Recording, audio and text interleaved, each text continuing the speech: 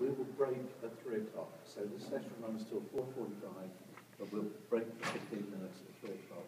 So you will stretch your legs and get some coffee and so on. Anyone heard of Objectivity before? Okay, then, goodness for that. Some of the marketing works. We've been around for 25 years. We've been NoSQL since day one. We do not compete with the relational databases. We've always worked alongside them and do things they don't do very well. We hit our first petabyte installation back in 1999. So we've been big data for a long time. We're a completely distributed system. So we scale and perform and we handle very tough problems, navigation problems. So a little bit about graph theory, not much, but this goes back a long time. 1736, the first mention of graph theory.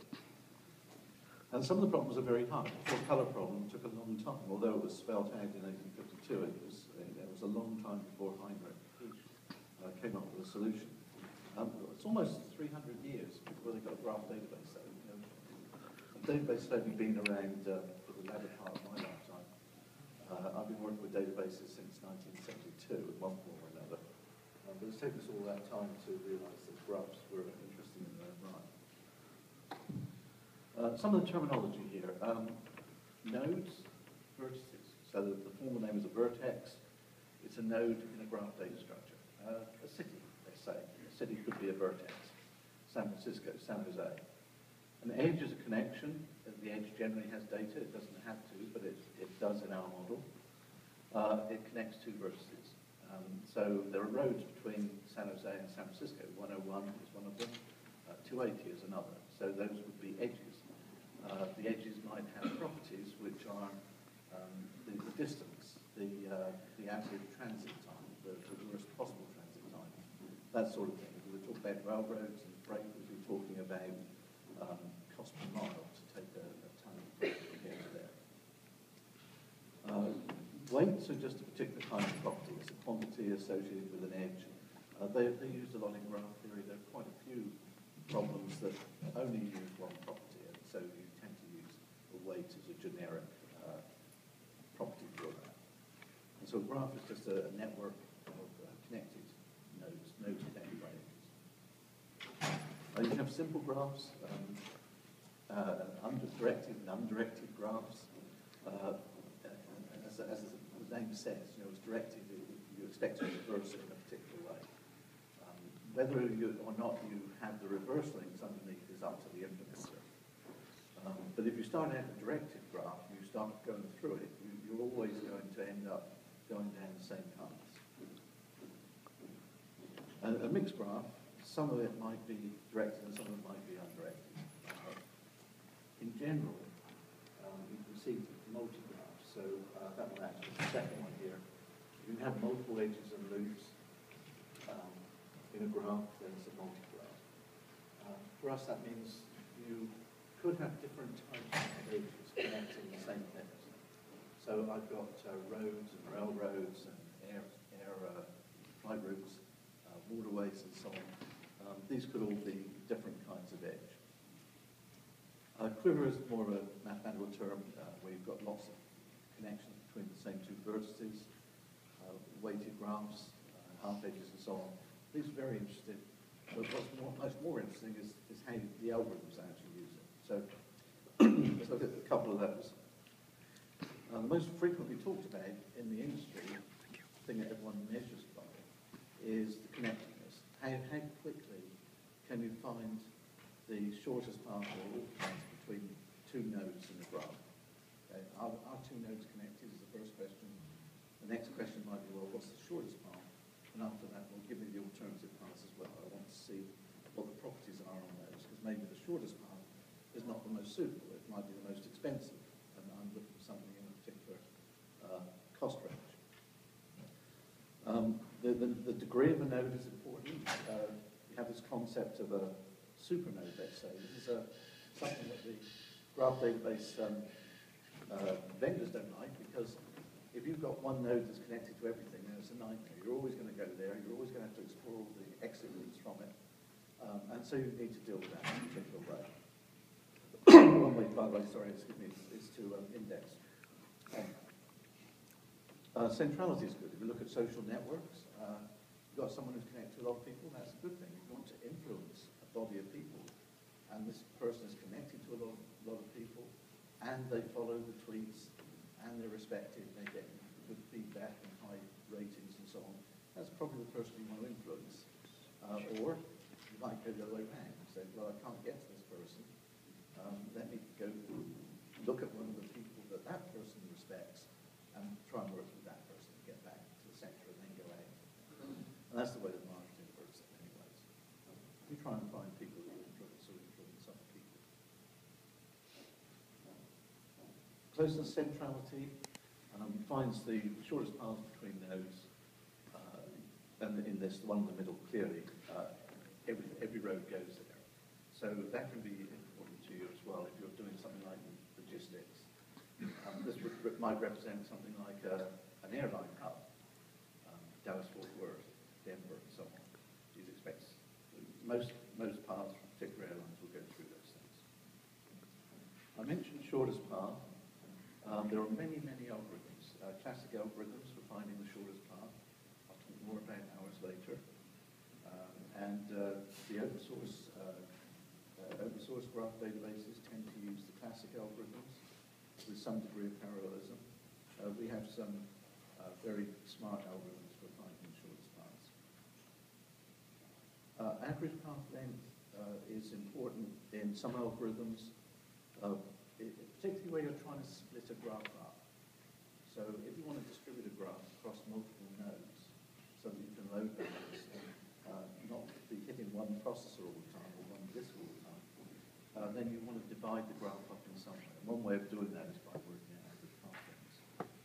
And transitive closure, of course, is just a classic algorithm for traversing through a graph without going into a loop and going around. And finally, graph diameter, greatest distance between the nodes, again, it can be important when you're splitting a graph up. That if I want to limit a segment of the graph so that I know that the maximum number of hops across it is 10, and I repeat that all around, so I've got lots of little clumps of nodes and connections, where in any clump I know I'm not going to go more than 10 hops to get through it. That can be very important to search algorithms. Can we ask you a question as you go along? Yeah, sure.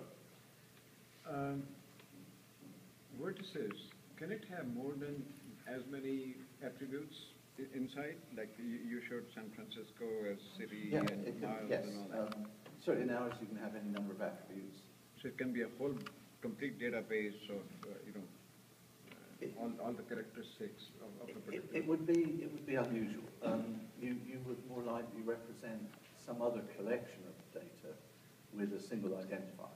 Maybe URI, universal identifier, or a file name or something like that. What we try and represent in the graph is we're more interested in the connections than we are in the nodes. So one of the examples we'll give is a cool detail record demonstration that you can see live on our website. That kind of thing's been in the news a lot lately, coincidentally. And so we don't necessarily store all the details of the people, their credit cards, their photographs in Infinite Graph. They're probably stored somewhere else already. And we've actually demonstrated that at Oracle OpenWorld last year with all of the data, all the miscellaneous data and the files on those people and so on, all in the Oracle NoSQL files. And we've just got the graph information so we can find connections between those. If you then look at the connections, so A equals B equals C equals B, oh, C looks of interest, we've not seen C before. Click on it, we get the data from the Oracle database in that case.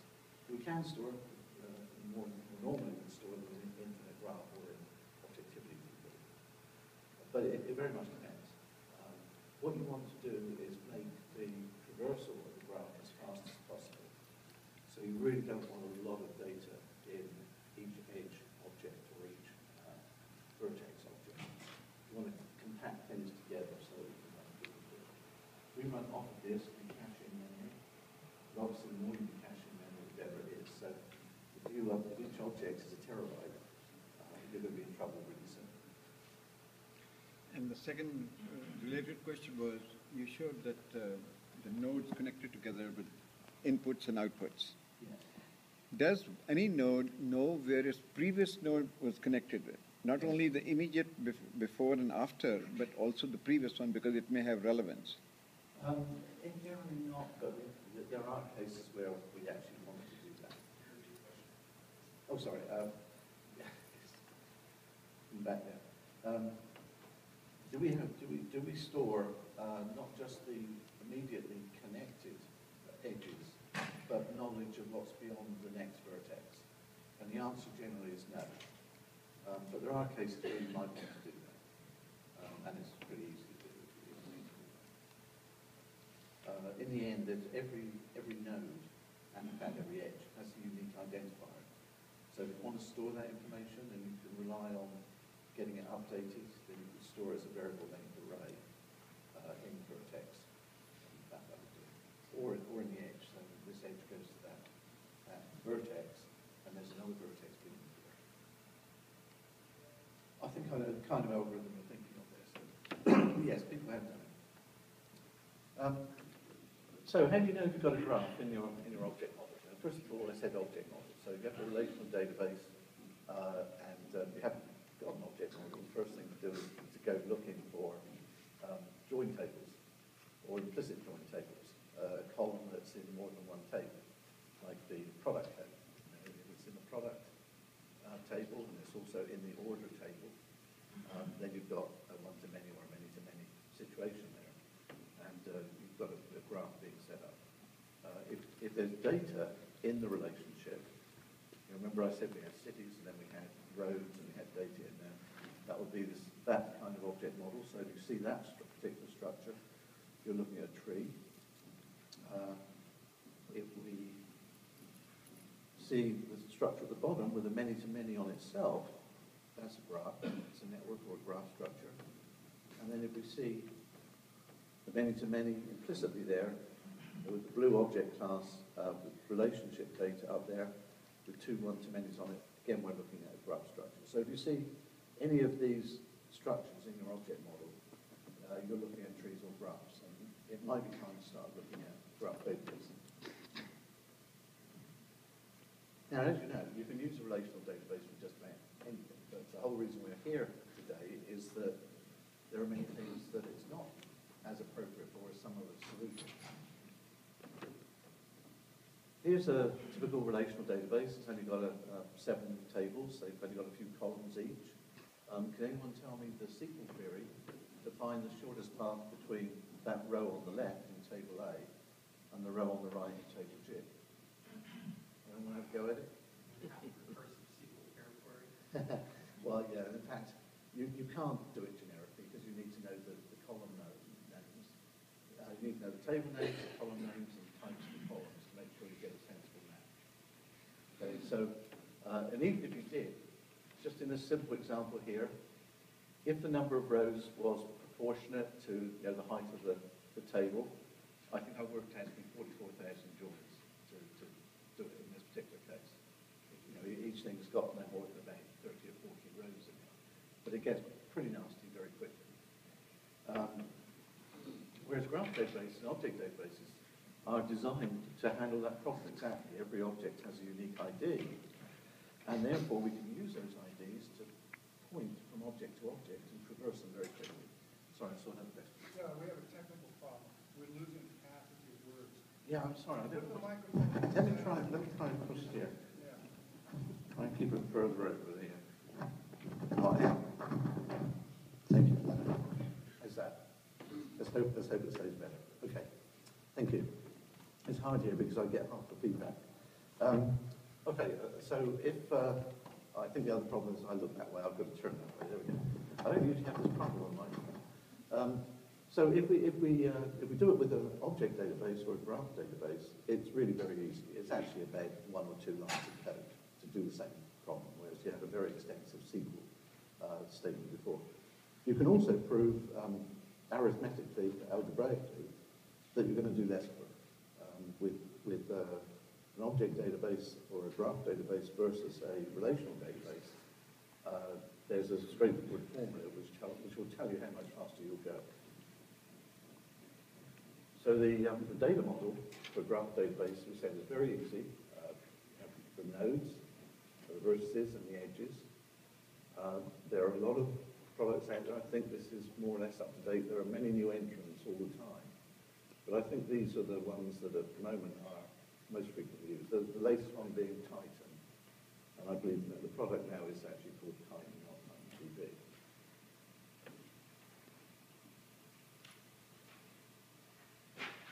So you see the bottom right one here. That's our graph model. You see it equates directly to the trickiest of those graph structures with the object class and then with the relationship data. Now, most graph databases, all graph databases can do rapid traversal. That's what they're for. So you can start somewhere and you can go somewhere else. You can follow all the paths, say, down the tree or the network or whatever it is. With most of them, you can either programmatically or with a query language of some sort include or exclude particular kinds of vertex and particular kinds of edge.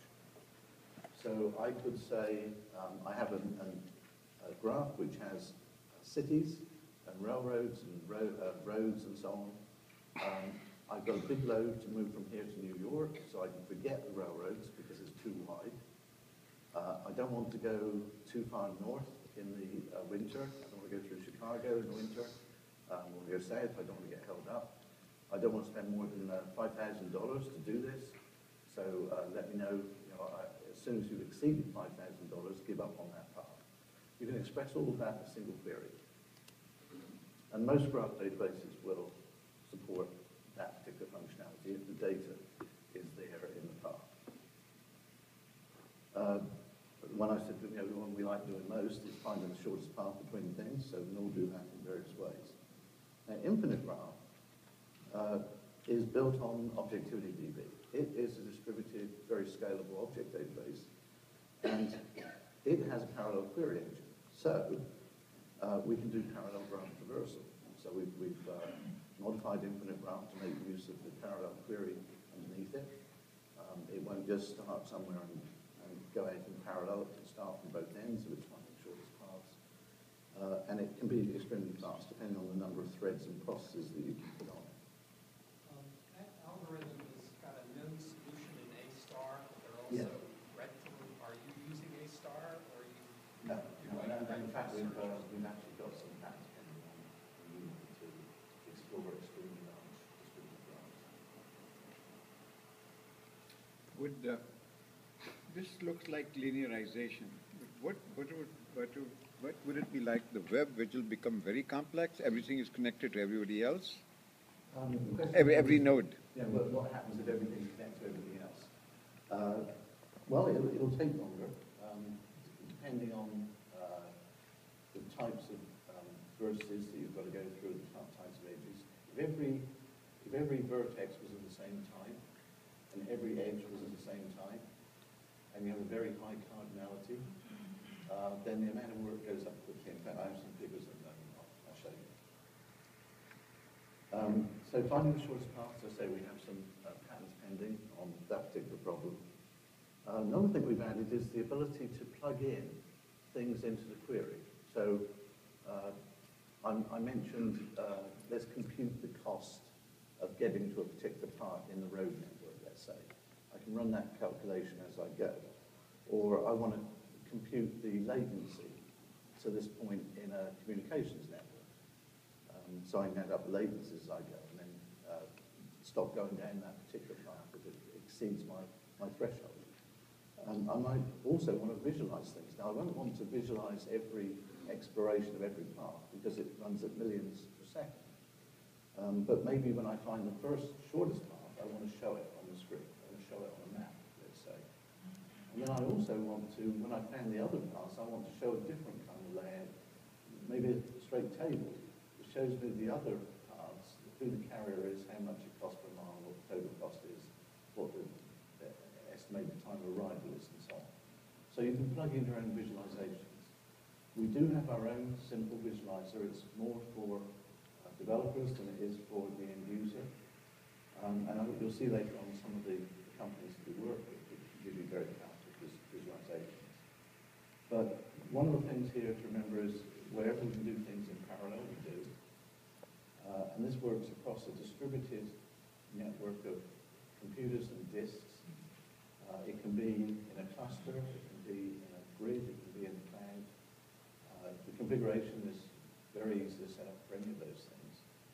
And the way in which you chop the graph up, if you like, to distribute things, can either be left to us to do it by discovery and by using some built-in algorithms, or you can set your own placement. So I could say, I want all the cities over on that machine. I want all the roads over on that machine, all the railroads over here, all the waterways over here. Or I want, I've got 50 machines, one per state, spread them out. So all the nodes are spread out, and the connections to those nodes are stored on those machines. That's up to you. It's called placement management. It's very simple to set up. It's amazing. Is there a concept of best first or like ordering in SQL databases so that you can, and so you don't have to, if you're going to traverse almost all the database, you may want to see some items before you see the whole thing, and then you can abandon your query?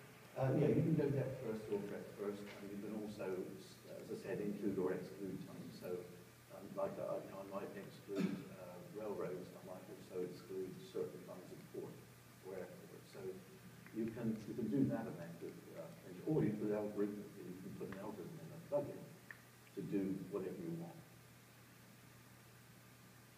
So if you want to, if you want to use your search algorithm, go ahead. Sorry, do you want to add something? Yeah, we do. It's called a guide. Guide, Yeah, yes. our navigation guide. Yeah, I think we'll show that. Okay, so in generic, we just talked about infinite graph. That's in the sales pitch, Ben said. Graph databases do go back quite a way. There were a lot of projects. A lot of these were academic projects. And then you started to see the commercial arrivals. And specialized databases like Allegro Graph, for instance, for RDF. Sones, unfortunately, is gone. That was a German graph database player concentrating on the GIS and mobile world. They all have their strengths and weaknesses. Rather than me tell you what they are, because I think I'm biased, I'd rather not do that, I pointed at several sources. There are quite a few good websites out there that try to keep up. This one's from the University of New South Wales in Australia, and they keep tables of all kinds of stuff. They also compare, DZO has very good comparisons, a big spreadsheet. There's a spreadsheet up on Wikipedia under Graph Database that I hope the vendors try and keep up to date with their strengths and particular features. So there are a lot of places where you can find these things. This morning, in one of the first sessions, we were talking about benchmarks, and as everyone knows, the rule is don't trust the benchmarks. And number two, benchmark what you're going to do, and that's what we love to do. We rather than give you figures that work for some other situation, we like to build a quick proof of concept, take your worst nightmare and see if we can handle it, or how we can scale it. So the graph databases overall are really good at connected data. They scale out typically. They can be very easy to build navigational queries, and the data model is very simple. It is an object model, so you can inherit from the vertices, and you can inherit from the edges. So I could have not just city, I could have any kind of node I wanted there, and then city could be inherited from that node. And then I could have ports and airports and things like that inheriting from the city. However, not all databases, not all graph databases scale particularly well. Not all of them are truly distributed, even though quite a few of the open source ones claim to be distributed. At least several of them are not. When you look at the distribution, it's really a matter of replication of some of the data. You really do have to think differently. I can't tell you the number of times in being involved in large projects over the years where I've seen the database designers look at a requirement from the end user or the customer and say, we'll put that in release 2. We're leaving it out of the first delivery. Because once they see that network structure, it makes them worry. And there are a lot of well-known systems out there that are built on relational databases which are lacking functionality because they don't handle graph dot. Many of you have seen Salesforce.com. There's a classic example. You can't build a network structure or a tree structure even of an organization, like a big organization like General Electric or Boeing or something, which has multiple divisions, multiple companies. If you put something into the database and it's little company X, you've got a contact there and a telephone number and their email, and then they get acquired by one of these big companies, you've got to go in there and change all that name. There's no easy way to say, this company is now that company, and it's a division of connected to this company here. The reason is it's not very nice in the relational database. They don't like doing it. And it drags down the performance of their system, and every query data has to cope with that particular problem. If they built it on an object or graph database, they'd have a much more powerful solution. And the same is true of the well-known people like LinkedIn and Facebook and so on. You can only go so far out with your queries in their structures because of their underlying databases aren't always built to handle very high degrees of separation in the graph. So we have our place. We don't do everything. We certainly don't try to do what the OLTP systems do. If you look at a couple of use cases, market analysis is, and things like pay-per-click advertising. All of these are graphs. Turns out this is, I think, about the top 100 or so retail companies, consumer product companies in the US. They all belong to a handful of major corporations. If you look at the world's banking system, you'll find that there are 5 organizations in the world that directly or indirectly affect just about every banking transaction. It's quite amazing. When you start looking at the graphs at a high enough level, you find some very interesting facts. Social network analysis, a lot of our work is in the intelligence community. They're looking for social networks. They're looking for connections. They're looking for patterns. Marketing people want to do the same thing. Logistics, tracking from the seed to the consumer. What happens to this thing on the way from the origin to the person who consumed it. My favourite example was a British company that tracks livestock. And they knew everything about the breeding of every hooked animal practically on the planet. But they were getting questions now like, well, I bought 2 pedigree goats and I've got a kid and it's green and yellow stripe. What happened? Was it the medicine? Was it the way it was transported? Was it the bug bites we gave it at Christmas? And so they're looking further and further out in degrees of separation in their graph database of all the databases that they own and they connect to in the public domain amongst their customer base. So, if I'm capability, it sounds like you're going to kind of cross from one graph to another. Yes, there is. I think our biggest. Yeah, right. Well, I guess my question is, so you would have to duplicate a set of vertices from one to the other to make that traversal, right? No, we don't. Sorry, the question was, if we've got a distributed graph and we're jumping from one place to another, do we duplicate the vertices? And the answer is no. Each vertex has a unique ID. It's unique within the federation of databases, and therefore parts of the databases. And so we don't have things on both sides. You've got node A, it's there exactly once, and node B is there exactly once.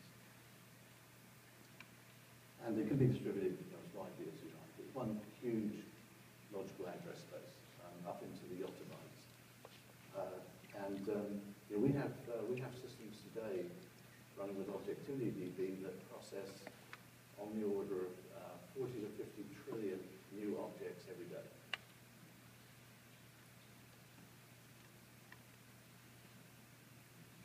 So I turned off the notifications. Sorry about that. She has my daughter-in-law.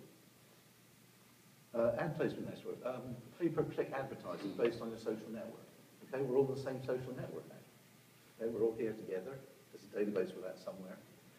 If I go out and buy a red hat tomorrow, you'll probably get an advert for a red hat popping up.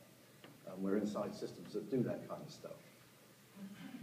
You get that kind of thing popping up on your screen. Healthcare informatics. Another demonstration up on our website is drug interactions, patients, allergies, prescription drugs, ingredients for those drugs, allergies to the drugs or to the ingredients, and so on. That's quite a tricky problem. A lot of joins involved. One of the healthcare companies we've been working with had tried for years with one of the major relational database vendors to get one of the big healthcare providers, healthcare software and systems providers, to solve this problem so that the physician never prescribed something that wasn't going to work for that person. The problem was it was taking minutes to do that. The person at the door and the doctor's on to the next case before they find out that that's not going to work, and then they go back to the office, and the back office has to sort it out and so on.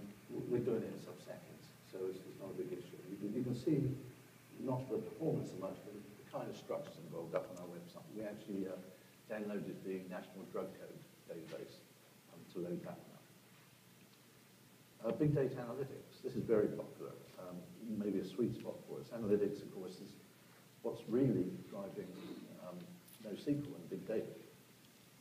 Okay, there's no point in just accumulating lots of data unless it has value and you can do something with it. Until you analyze it, make use of it, or you react to particular kinds of data or patterns quickly, it's of no use to you. And we're all used to this kind of setup with commodity hardware, maybe, a bunch of Linux machines, a Google-like cluster, or a regular cluster, or a specialized machine like a Yarn data, or Teradata, or Exadata. Machines that are generally looking at structured data and managing some unstructured data.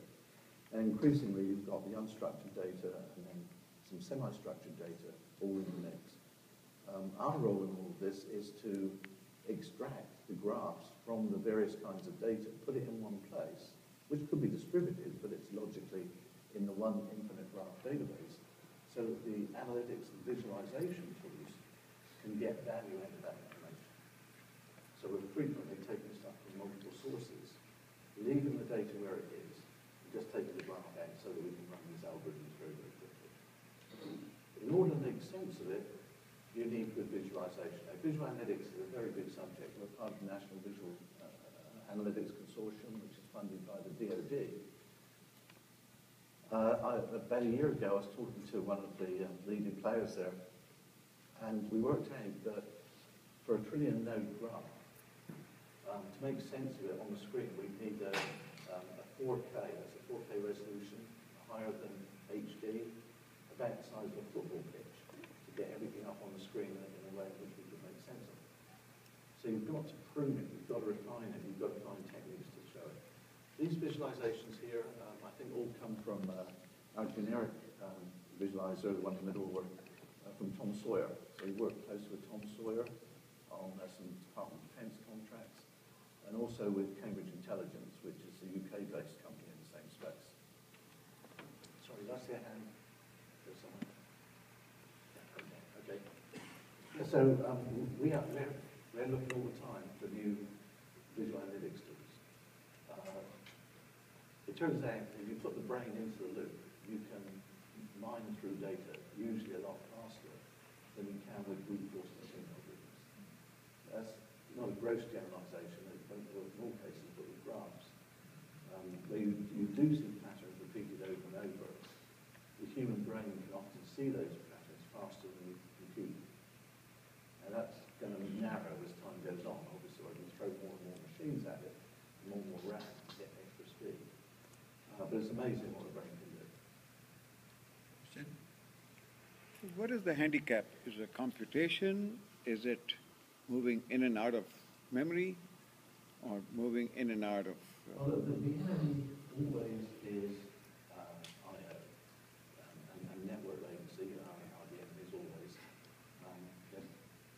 We're a database company. When people talk about databases, they instantly think queries and transactions and things, doing things in parallel, not getting things messed up. We're not really about that. That's the simple bit. They're really about making everything look as if it's in memory all the times when you want it. That's our real job. Even when everything is in memory, you still don't find things quickly unless you've got a decent query algorithm running. You've got appropriate queries for the data that's in there, otherwise you're going to have to scan the problem.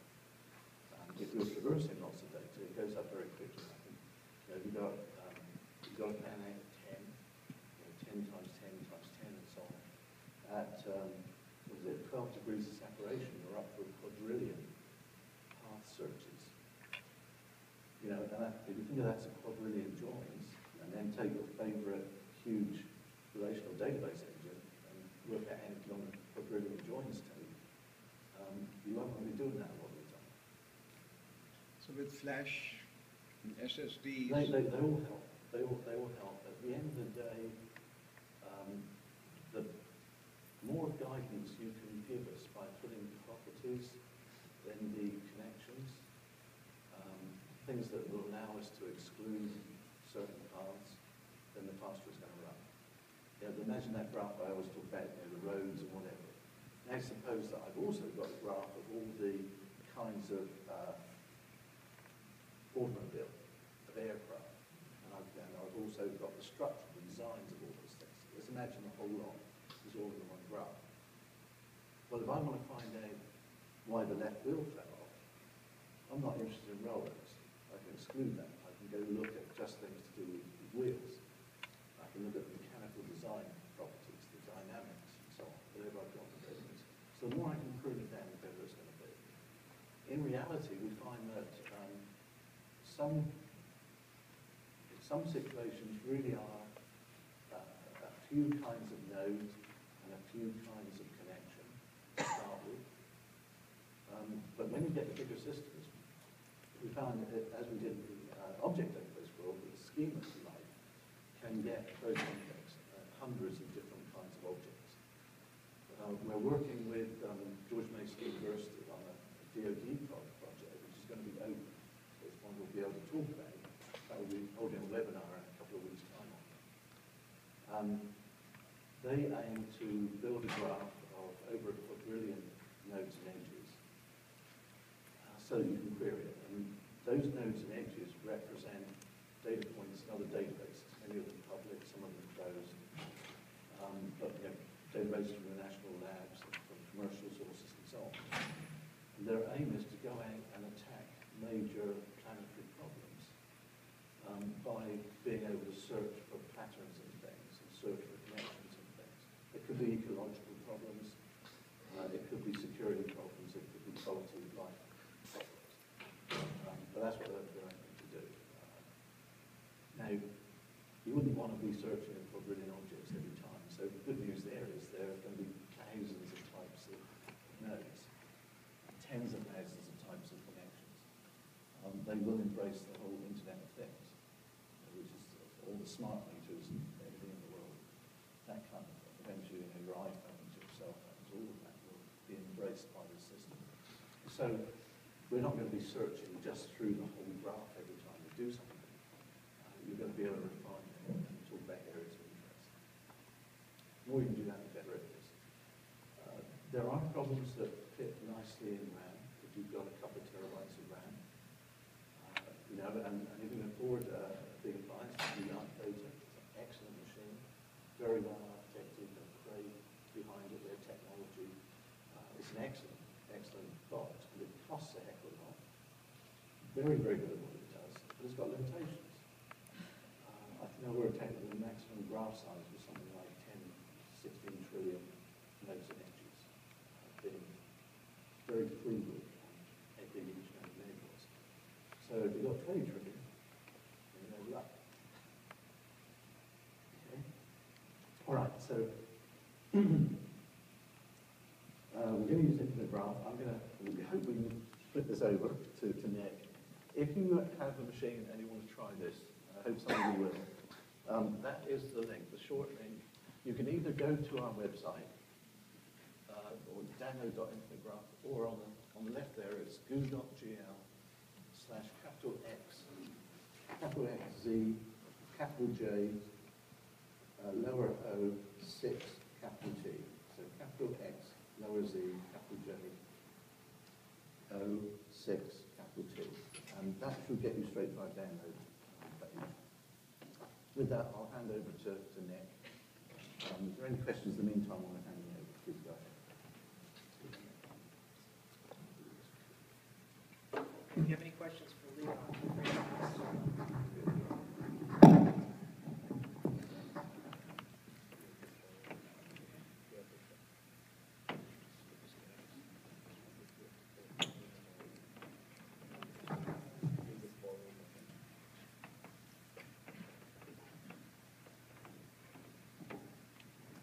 How you guys doing? You guys hanging in there?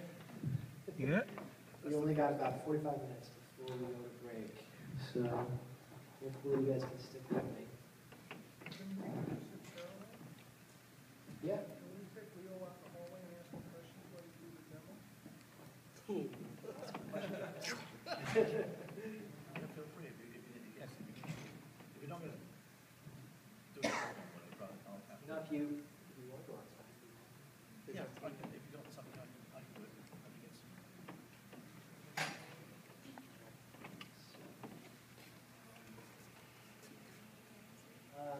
So today I'll be